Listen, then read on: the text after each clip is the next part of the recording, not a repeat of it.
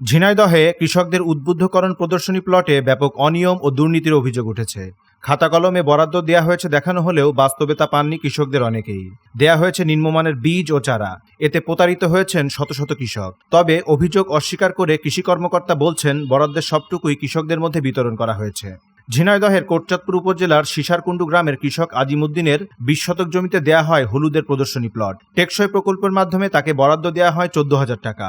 বীজ ও কিছু রাসায়নিক সার দেয়া হলেও থোক বরাদ্দের ৫,০০০ টাকার জায়গায় তাকে দেয়া হয়েছে মাত্র ৪০০ টাকা। তাকে আড্ডা কাটা জাতের হলুদের বীজ দেওয়ার কথা থাকলেও অন্য একটি জাতের বীজ দেয়া হয়। বাড়তি খরচ করেও ভালো ফলন না হওয়ায় লোকসানের আশঙ্কা করছেন তিনি। এখানে আমার যে বীজটা দিয়েছে এটা লেখা আছে সাইনবোর্ডে আদা গেটে, কিন্তু আসলে বীজটা তো আদা গেটে না। কিন্তু এরা যখন দিয়েছে তখন আমি ওই অপসহকারে জিজ্ঞেস করি, ভাই আদা গেটে হলুদটা তো ওই ছড়ি পাতলা হয়, তো বলছে না লাগান, এটা ভালো ফলন হবে। তা ভালো বলতে কি সেই আশ্বস্ত আমি লাগাইছি যে এখানে একটা ভালো ফলন পাবো, বাট এখন এই যে আর ১ মাস ১.৫-২ মাস পরে উঠাবো, এখানে দেখছি যে একটা মানে নামেই নাই হলুদ। একইভাবে উপজেলার হতদরিদ্র কৃষক আলতাফ বিশ্বাস, আজিজুর রহমান সহ কয়েকশো কৃষকের সাথে করা হয়েছে প্রতারণা। দেওয়া হয়েছে নিম্নমানের বীজ ও সার, বরাদ্দের বেশিরভাগ টাকা দেওয়া হয়নি তাদের। অর্থনীতি বাজেট আছে ৩২,০০০ টাকা, ভ্যাট আইডি বাদ দিলে ২৮,০০০ কত টাকা থাকে। এই লোকটাকে ৮,০০০ টাকায় বুক করে দেয়। দেখেন কি আছে, দেখেন কি দিয়েছে। এই কয়টা ইয়ে দেওয়া ১৭ কেজি বীজ দিছে, যেখানে ৬০ কেজি বীজ বরাদ্দ ছিল আমার জানা মতে, কিন্তু এই কৃষককে দিয়েছে মাত্র ১৭ কেজি। কৃষকদের অভিযোগ, কোটচাঁদপুর উপজেলা কৃষি কর্মকর্তা এ অনিয়ম ও দুর্নীতির মূল হোতা। এসব অনিয়মের বিরুদ্ধে জেলা কৃষি কর্মকর্তার কাছে লিখিত অভিযোগ করেছেন বেশ কয়েকজন কৃষক। এই অনিয়মের তদন্ত করে জড়িতদের বিরুদ্ধে ব্যবস্থা গ্রহণের দাবি তাদের। তবে এসব অভিযোগ অস্বীকার করে কৃষি কর্মকর্তার দাবি, বরাদ্দের সবকিছুই কৃষকদের মাঝে বন্টন করা হয়েছে।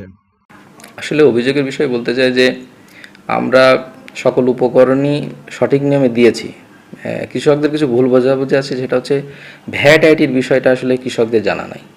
এই ভ্যাট আইটি বাদ দিয়ে যে অর্থটা থাকে, এই অর্থে বাজার দরে যে বীজ পাওয়া যাবে, চারা পাওয়া যাবে, সেইটা আমরা তাদেরকে সঠিক নিয়মে দিয়েছি। আর কিছু কিছু বিষয়ে আন্তঃপরিচর্যার কথা আসছে, সেটা হচ্ছে দেখছে এক অর্থ বছরে সেটা নাই, আর এক অর্থ বছরে আছে। এই কারণে কৃষকদের ভিতরে একটু ভুল বোঝাবুঝি তৈরি হয়েছে। তবে যদি কেউ অফিসে আসে আমাদের সাথে কথা বলে, আমরা সেটা যদি তাদেরকে বোঝাই, আমরা মনে করি যারা বুঝবে এবং অভিযোগটা আসলে থাকবে না তাদের। এদিকে অভিযোগের বিষয়ে ৩ সদস্য বিশিষ্ট তদন্ত কমিটি গঠন করেছে জেলার কৃষি বিভাগ। তদন্তে অভিযোগ প্রমাণিত হলে ব্যবস্থা নিতে ঊর্ধ্বতন কর্তৃপক্ষকে সুপারিশ করা হবে। জেলা কৃষি অফিসারের বিরুদ্ধে যে অভিযোগ করা হচ্ছে সে ভিত্তিতে আমরা তদন্ত কমিটি গঠন করেছি। তদন্ত কমিটির প্রতিবেদন পেলে আমরা সে বিষয়ে প্রয়োজনীয় ব্যবস্থা গ্রহণের জন্য ঊর্ধ্বতন কার্যালয়ে প্রেরণ করব। কৃষি অফিসের তথ্য মতে ২০২৩-২৪ অর্থ বছরে যশোর অঞ্চলে টেকসই কৃষি সম্প্রসারণ প্রকল্পের আওতায় ৫টি ক্যাটাগরিতে মোট বরাদ্দ দেওয়া হয় ৬৩,১০,০০০ টাকা। মশলা, সবজি ও ফলের প্রদর্শনী প্লটের আওতায় কৃষক রয়েছেন ২২৯ জন। ডেস্ক রিপোর্ট, দৈনিক রানার।